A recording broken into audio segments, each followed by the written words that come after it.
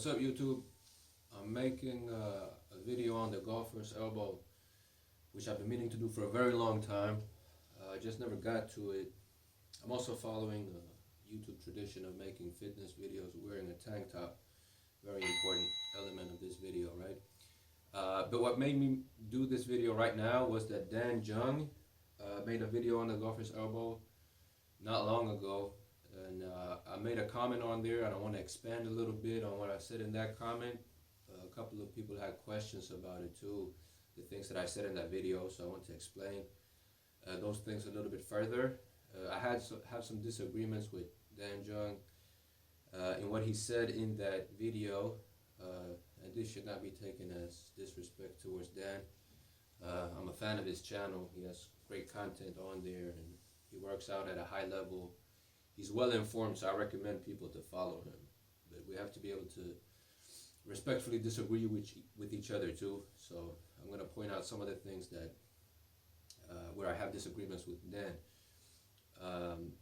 First of all, I'm going to make the same disclaimer that he did. I'm not a physician or a physical therapist, so anything I say in this video, do whatever you want with the information. It's based on my own research and my own experience.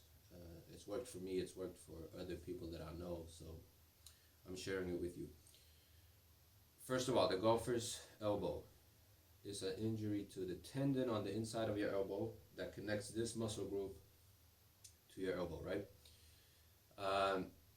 The problem that most people make when talking about this injury or when studying it for themselves is that they call this injury tendinitis.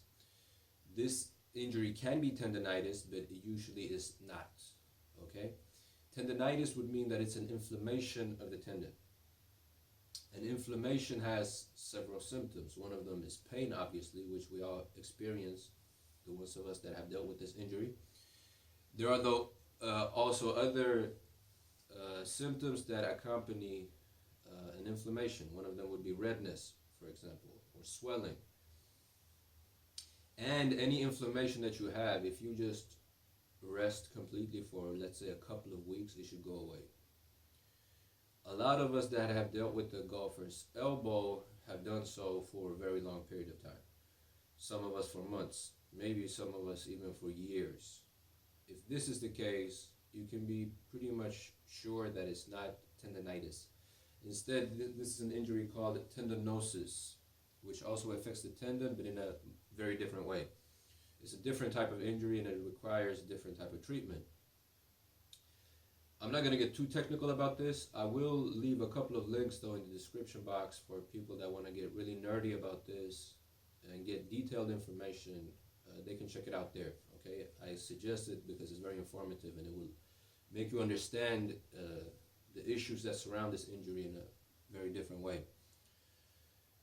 The big problem is treating tendinitis, or rather treating tendinosis as if it was tendinitis. So thinking that you have tendinitis while you really don't.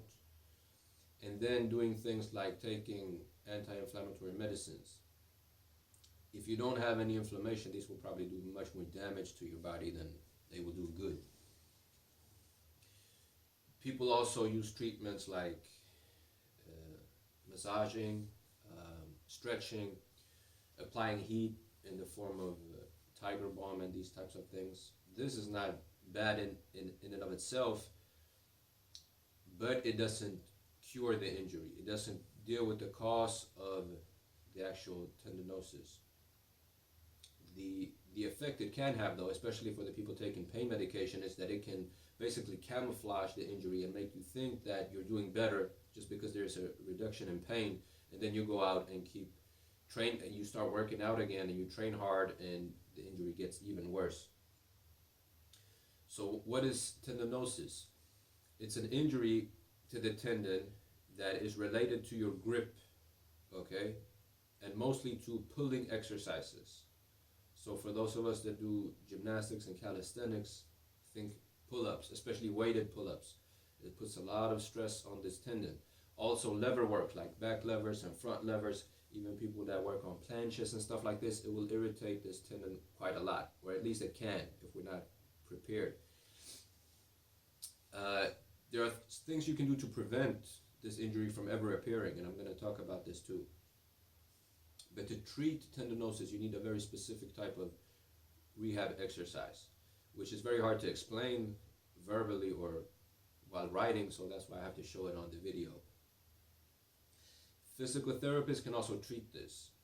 They have a treatment, I'm not even sure what it's called in English, okay? It's a form of shockwave treatment where they have a sort of, it looks like a gun they have that has like a small metal ball in it, and they put it towards the tendon or other body parts too, because they treat other types of injuries with the same instrument.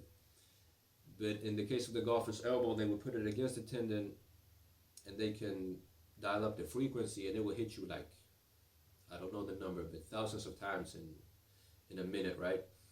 And the exercise I'm about to show you does the exact same thing. And it's, if you just have the equipment, then it's free and you can do it whenever you want to. That's the big advantage. You can go to the physical therapist, and we all know how much they charge for each session. So this is the exact same thing. And what this exercise does is that it deals with the cause of the injury. And what happens in tendinosis is that the shape of the actual tendon changes, and there's a degeneration of the tendon. This is the problem. And this will not go away with just rest or applying heat or doing stretches. You have to do this specific type of rehab exercise in order to cure this, or use this specific form of shockwave treatment. But for most of us, that will not be an option because of financial reasons. So using the exercise I'm going to show you, this will actually, what the exercise does is that it causes a sort of micro injury to the actual tendon, which forces the body to recover faster. Okay, it forces the body to recover faster, and that way healing the injury. But you have to inflict this type of micro injury, so to speak, in the correct way. So Dan, in his video, he showed you an exercise where he does a negative bicep curl over a bench. This is good. This is a good exercise. Physical therapists have recommended this to me before, and it's effective, but it's limited. The exercise I'm going to show you is much more effective in targeting the tendon, and you will see much faster recovery when doing this. Okay, so get to the exercise. That's what you want me to do, right? So I'm going to show you, and you're going to need one of these dumbbells. Okay, you recognize these? It's the ones where you can put weights on each side, and the key now is that we're only going to put it on one side. That's why the regular dumbbells you find at the gym, where the weight is already fixed, you can't use those. So you need the one where you put weight on one side only.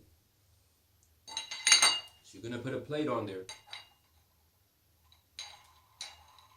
And the next question is, how much weight are you going to use? This will depend on how bad your injury is, okay? Another question that also comes to mind is, what are you going to do about your workout routine while you're doing this rehab? In my opinion, at least, it depends on how bad your injury is.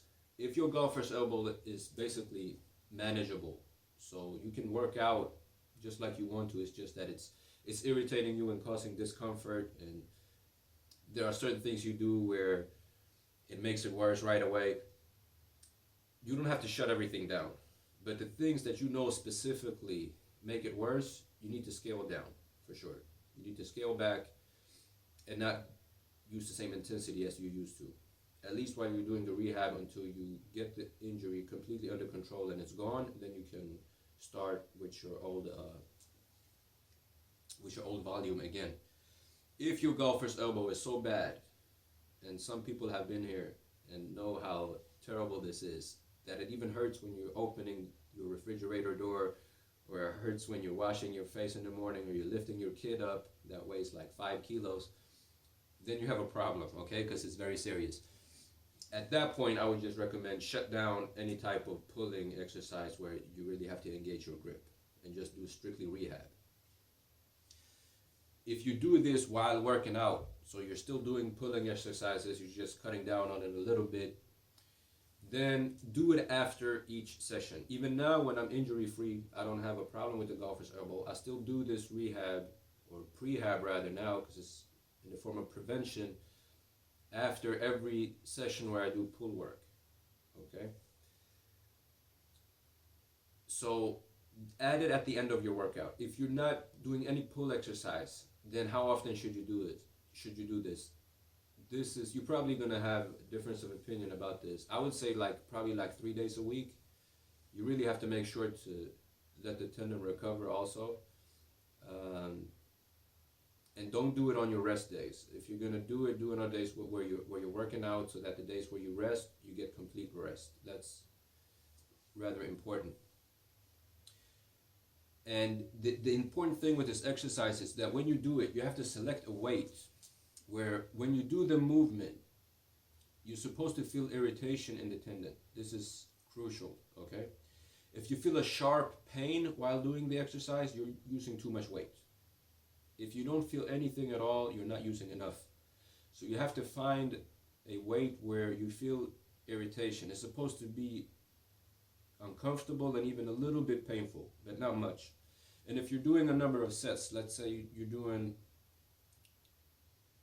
I usually do 3 sets times 5 reps, okay? So the 5th rep is going to hurt you less than the first. If you're doing that, then you know you're on the right track. You're using the right type of weight. So the first rep, you feel irritation in the tendon while doing it. The second one, the third one, the fourth one is less and less and less. Then you're on the right track. If you're starting from scratch, I would start with half a kilo, okay? For those that still don't understand the metric system, that's 1.1 pounds. And then as you progress, let's say this 1 week you're using half a kilo, and at the end of the week when you're doing it for the 3rd day or so, you're not feeling it as much. This is when you step up and go to the next level and use 1 kilo, for example. And I would increase in half a kilo increments. Now when I'm doing it just for maintenance, I'm using 5 kilos when I'm doing it. Okay, but I started from the very bottom with 0.5. So you build up in that way. And the exercise looks like this, okay? You're gonna hold the dumbbell in this way. You can also make this exercise easier by having your grip closer to the weight and harder the further away you're holding it. It's kind of hard to track progress like that, so I just find a comfortable grip and then adjust it with the weight instead. And it goes like this. So it's going to be a 90-degree movement, an eccentric movement, just like this, until you hit 90 degrees. Now the key is you have to pull this up with your other hand. Don't do the following. Don't lower it down and then bring it back up, because then you're basically doing a pulling exercise and you're going to damage the tendon again in the wrong way.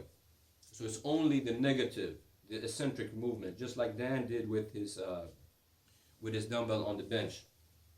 This movement from top to bottom, this should take about 6 seconds maybe. That's a good pace. And then you'll bring it back up, okay? I do it on both arms. Even though my problems were usually on my left, I do it on both just to balance everything out. So I would do 5 reps, 5 reps, 5 reps like that, 3 sets on each arm. If for some reason, maybe you have other injuries that make it uncomfortable for you to have this 90-degree arm, by the way, I'm resting my, maybe you can't see it, but I'm resting my elbow on my knee. So that's usually how I sit when I do it. If you don't want to bend your arm while doing it, you could do it with a straight arm if you just have like a table or something that you can rest your arm on, and you can do it like that. It will be a little bit harder, but it's an option for you, okay? And if you do this consistently and following at least the rough guidelines I gave you, a lot of it is trial and error because we're all different. That's why it's hard to talk about frequency and reps and sets and these types of things. But this, you will see that it really, really targets this tendon, and you will see, God willing, fast recovery when you do this. I mean, within a few weeks, you will probably see vast improvement in how you feel. And that's the exercise. Actually, the first time I heard about it was from a climber that had a video. He had some website, I can't remember, it was so long ago that I saw it. But it's very rare. Even many physical therapists, they don't know about this exercise. Instead, they give you the negative bicep curl instead. And this also works for people that have problem with the tennis elbow, which is not the inside, rather on the outside, in this tendon and this muscle group that connects to the elbow here. You can do the same exercise, but you're going to rotate this way instead, which is usually harder. We're usually weaker going that way, but you can do the same thing. If you have problem with your tennis elbow, it's the same thing, because it's the exact same type of injury. It's just in a different place. So that's that. And if there's anything that was not clear, you have comments or questions about what I said, just leave it in the comments below. I'll answer every single one, okay? So if it was beneficial to you, please give me a thumbs up. Peace out.